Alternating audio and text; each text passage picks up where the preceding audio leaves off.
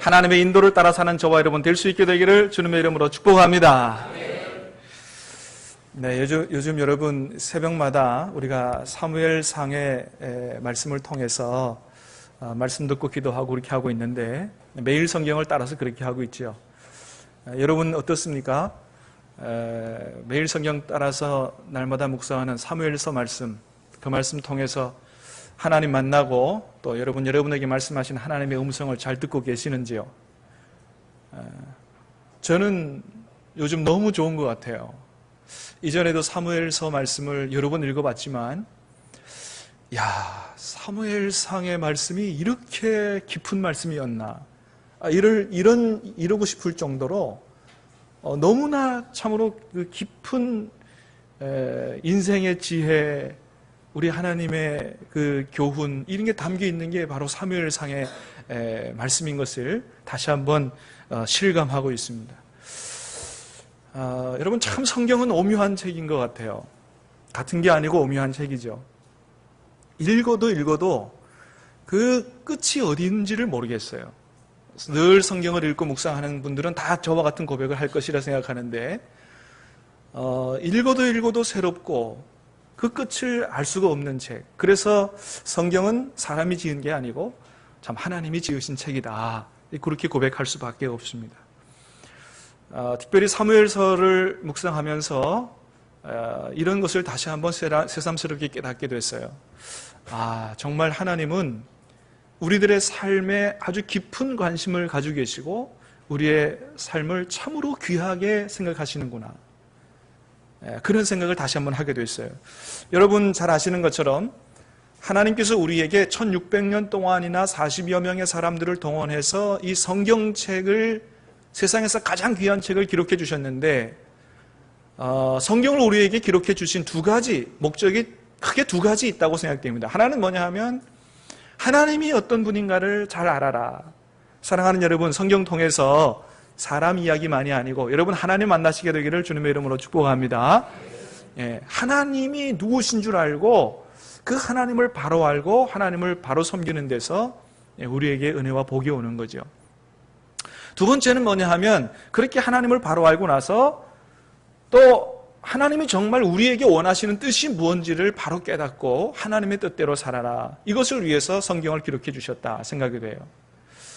그런데 하나님께서 우리에게 하나님의 뜻을 말씀해 주실 때 너희는 이렇게 살아라고 하면서 첫째는 뭐, 둘째는 뭐, 셋째는 뭐 이렇게 주시지 않고 성경의 대부분의 그 큰 부분은 믿음의 사람들의 인생의 이야기를 통해서 우리에게 말씀하고 계신 하나님을 보게 됩니다. 물론 십계명 같은 뭐 첫째는 둘째는 셋째는 이렇게 해서 주시는 율법도 있지만 그러나 사실 가만히 보면 성경의 대부분의 이야기는 뭐냐 하면 사람들의 이야기, 교회들의 이야기로 가득 들어차 있는 걸 보게 돼요. 특별히 사무엘상 말씀을 통해서는 여러 사람들의 인생 이야기가 담겨 있잖아요.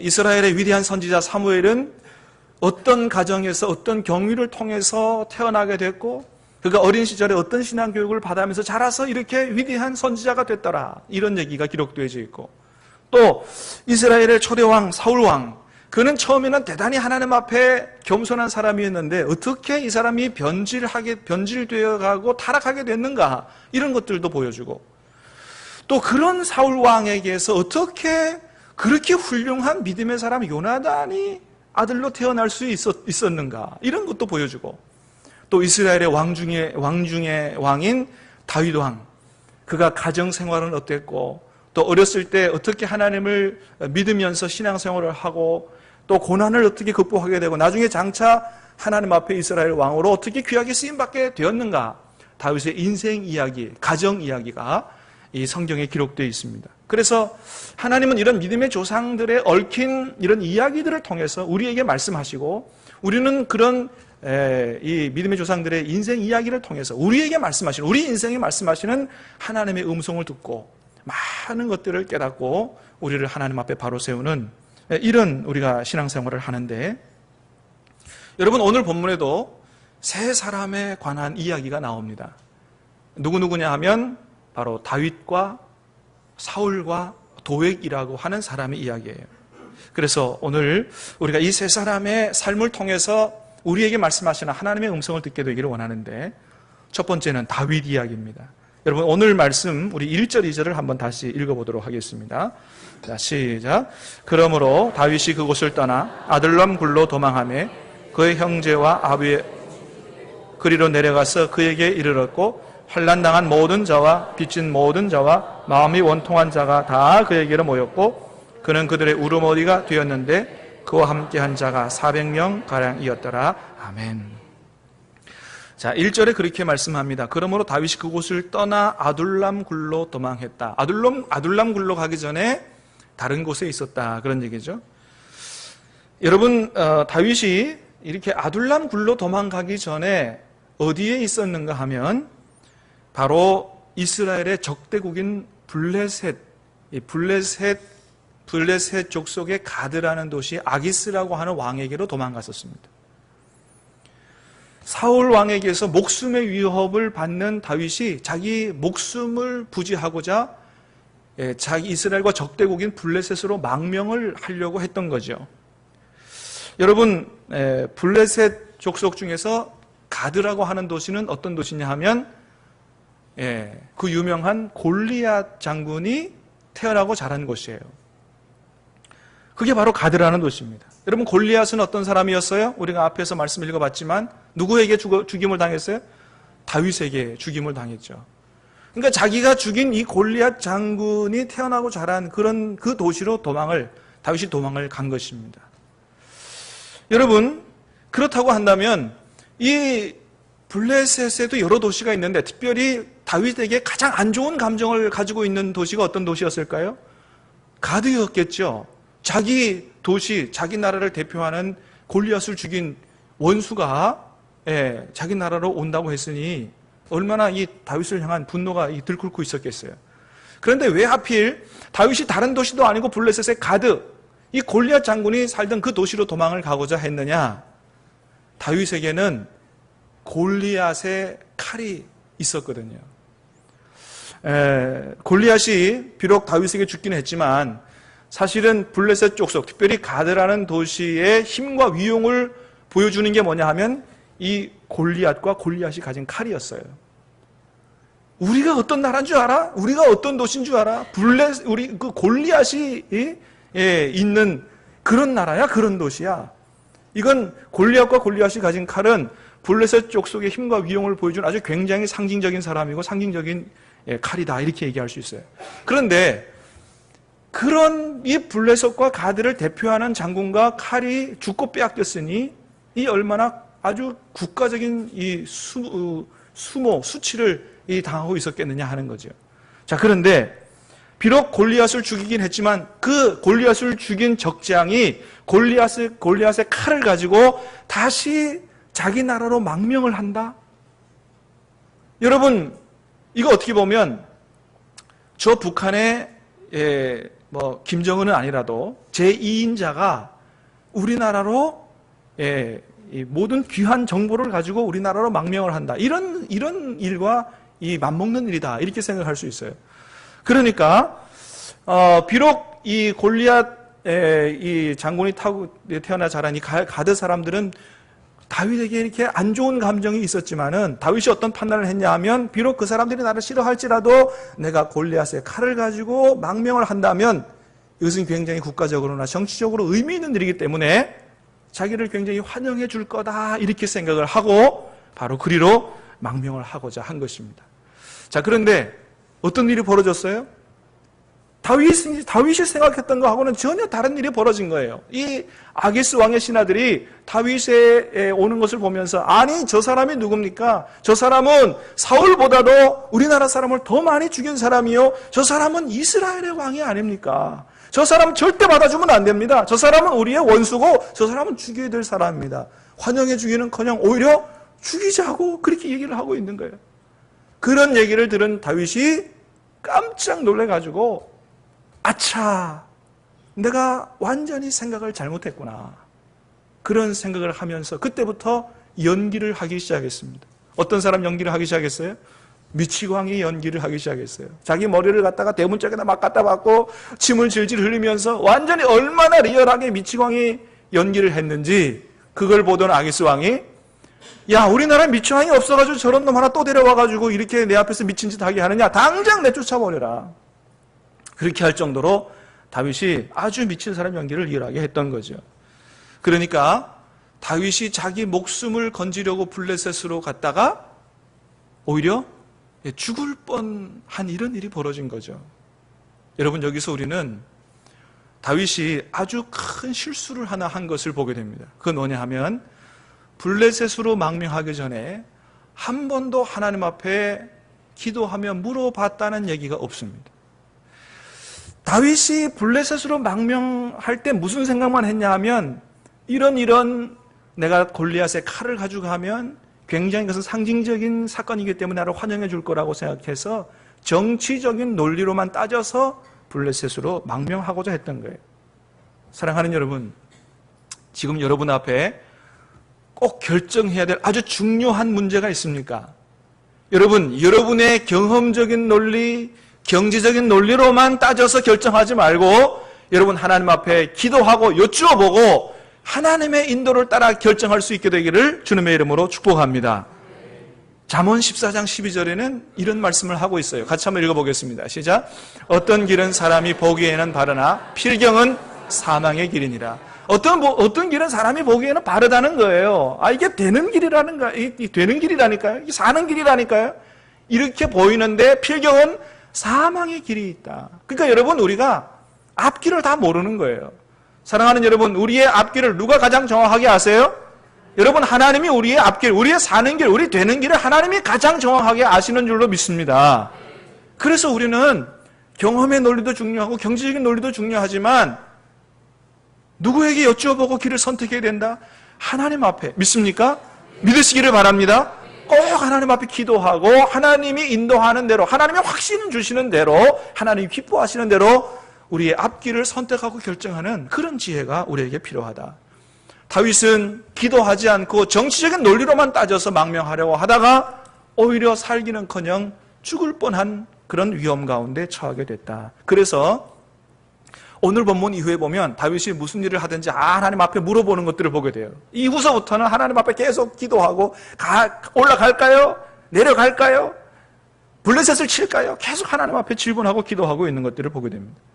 만일 오늘 본문 이전의 말씀, 블레셋으로 망명하는 것도 하나님 앞에 다윗이 여쭤봤다면 하나님이 뭐라고 하셨을 것 같으냐? 가지 마라. 그렇게 해서 사셨을 거예요. 왜냐하면 블레셋으로 망명하게 했을 때 만일 블레셋 사람들이 어서 오시오 하고 받아줬으면 다윗이 목숨 하나는 부지했겠지만은 장차 다윗을 이스라엘의 왕으로 세우고자 하시는 하나님의 뜻은 수포로 돌아가기 때문에 하나님이 가라고 했겠느냐는 거예요. 아니다는 거죠. 너 블레셋으로 망명하면 너 블레셋 사람 돼야 되는데 안 된다는 거예요. 내가 너를 이스라엘의 왕으로 세우려고 하는데. 그렇습니다.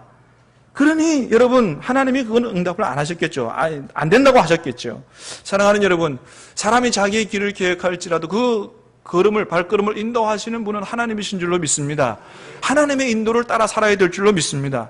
간절히 바라기는 저와 여러분의 인생을 통해서 우리의 뜻이나 우리의 야망이 이루어지기보다 우리를 통해서 이루시고자 하시는 하나님의 계획이 이루어질 수 있게 되기를 주님의 이름으로 축복합니다. 여러분, 그런 인생이 진짜 하나님 앞에서 가장 성공적인 인생을 산 사람인 줄로 믿습니다. 하나님의 뜻이 이루어지는 인생, 그게 하나님 앞에서 가장 성공적인 인생이다. 여러분, 누가 그렇게 사셨다고요? 예수님께서 그렇게 오매불망 예수님의 인생을 통해서 하나님의 뜻만이 이루어지기를 기도하고 순종하며 사셨던 분이 바로 우리 주님 예수 그리스도이시죠. 자, 그렇게 다윗은 블레셋으로 도망갔다가 목숨 겨우 건져서 고국으로 돌아오게 되는데, 자, 고국으로 돌아오면서 어디로 가게 됐다고요? 아둘람 굴로 들어갔다 그렇게 기록하고 있어요. 아둘람 굴로 들어갔다. 여러분, 이 아둘람 굴에 있는 다윗은 이 아둘람 굴 자체가 그 당시에 다윗의 인생과 마음을 보여준다 이렇게 생각이 됩니다. 블레셋에서 도망쳐 나온 다윗, 그는 정말로 굴과 같이 어두운 심정을 가지고 절망하며 하나님 앞에 탄식했습니다. 그것이 시편 142편에 잘 나와 있어요. 오늘 우리가 교동문으로 읽은 말씀이에요. 시편 142편 표제어가 어떻게 되어 있냐 하면 이렇게 되어 있어요. 다윗이 굴에 있을 때에 지은 기도다, 그렇게 되어 있어요. 아둘람 굴에 있을 때 했던 기도가 시편 142편이에요. 자, 1절에서 4절 말씀을 스크린에 띄워드립니다. 같이 읽어봅니다. 시작. 내가 소리내어 여호와께 부르짖으며 소리내어 여호와께 간구하는도다. 내가 내 원통함을 그의 앞에 토로하며 내 우환을 그의 앞에 진술하는도다. 내 영이 내 속에서 상할 때에도 주께서 내 길을 아셨나이다. 내가 가는 길에 그들이 나를 잡으려고 올무를 숨겼나이다. 오른쪽을 살펴보소서. 나를 아는 이도 없고 나의 피난처도 없고 내 영혼을 돌보는 이도 없나이다. 아멘. 다윗이 그렇게 기도했어요. 하나님, 원통합니다. 내 우환을 좀 보세요. 이게 뭡니까?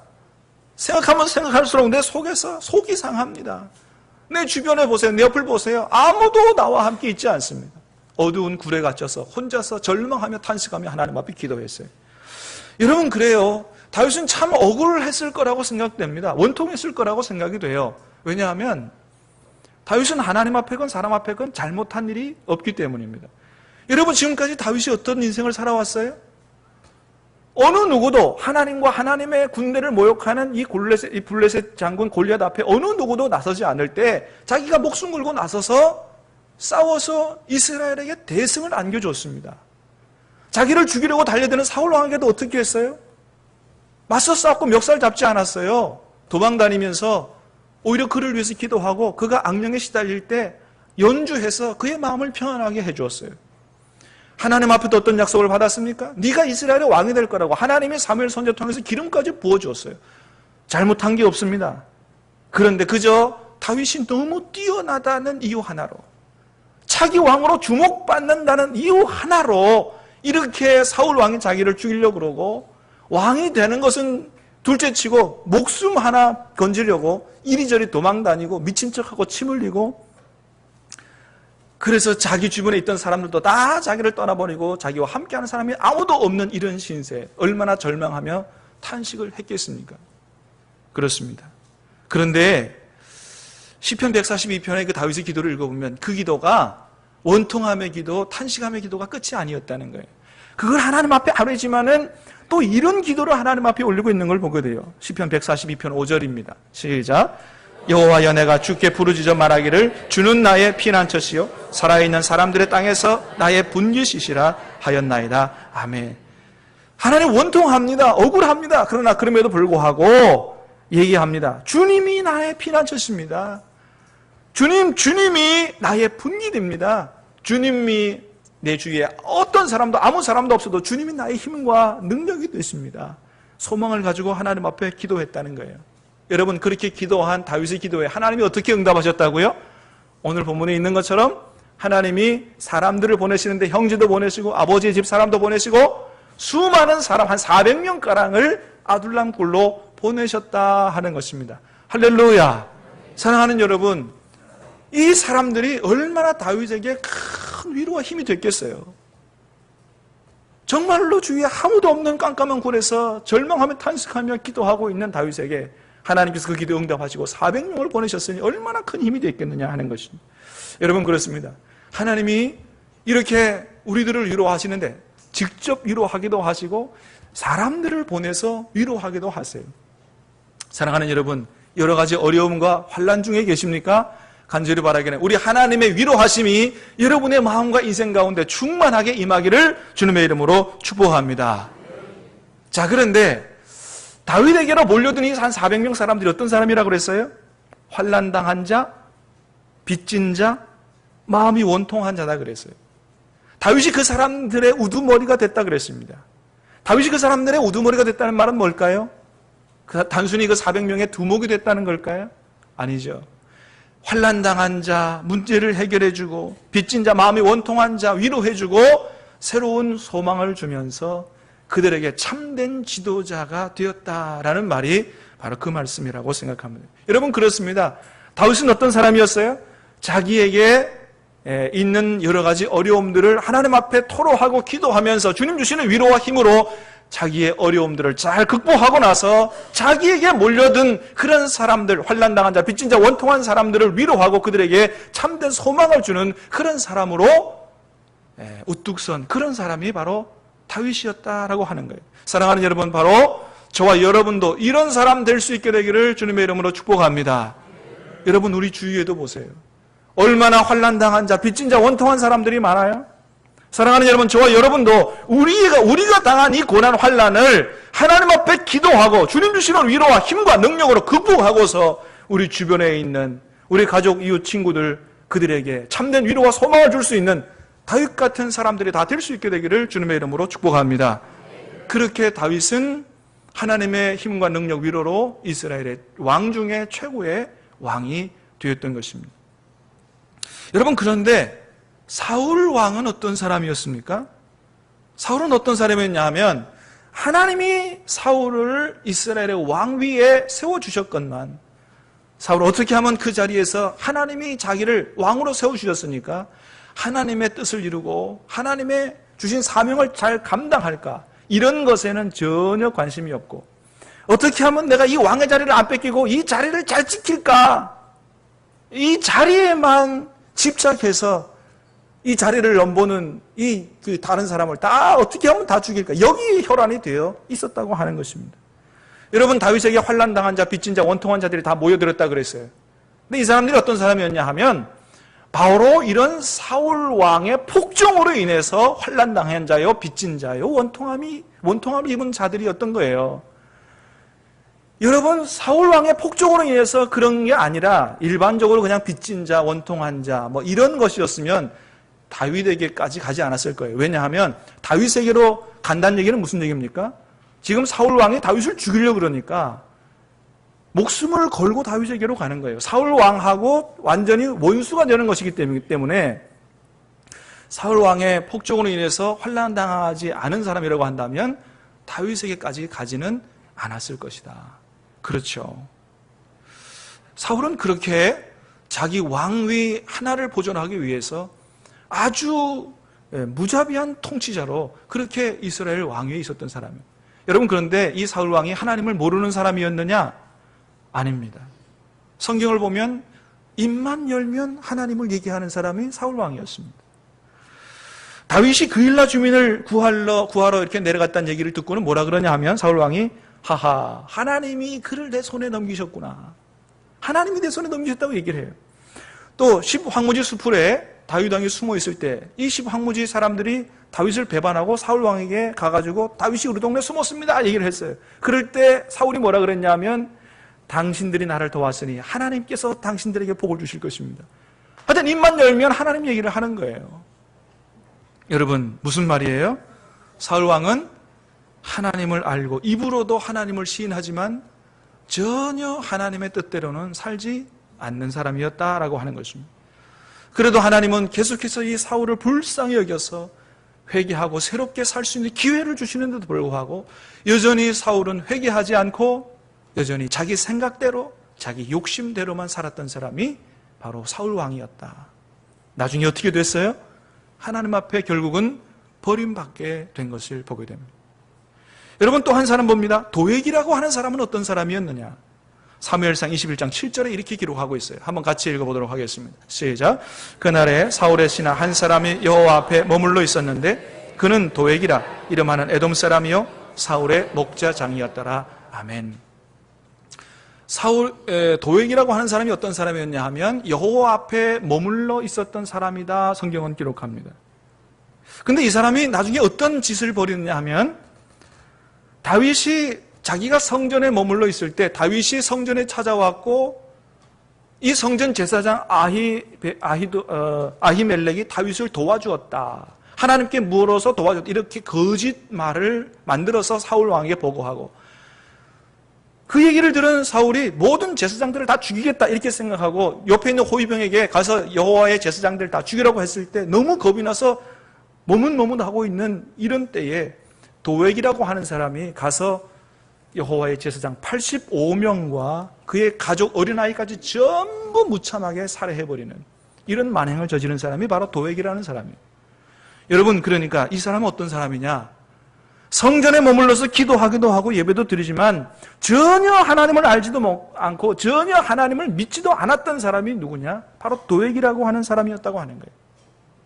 여러분, 우리는 오늘 말씀을 통해서 전혀 다른 세 부류의 신앙인들을 보게 됩니다.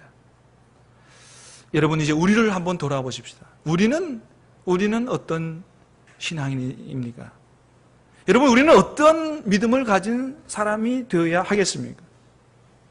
답은 이미 저와 여러분의 가슴에 하나님의 음성으로 들려진 줄로 믿습니다. 사랑하는 여러분, 간절히 바라기는 저와 여러분 모두는 도액처럼 그저 교회만 다니는 그런 사람 되지 말게 되기를 바라고, 사울처럼 하나님을 입술로만 시인하는 그런 사람 되지 말게 되기를 바라고, 우리 앞에 당한 어려움과 환난들을 기도하며 믿음으로 하나님 주시는 위로와 힘으로 잘 극복하고, 사랑하는 여러분, 우리 주변에 있는 많은 환난당한 자, 빚진 자, 원통함을 입은 자, 그런 사람들에게 참된 위로와 소망을 제공할 수 있는 다윗 같은 믿음의 사람들이 다 될 수 있게 되기를 주님의 이름으로 축원합니다.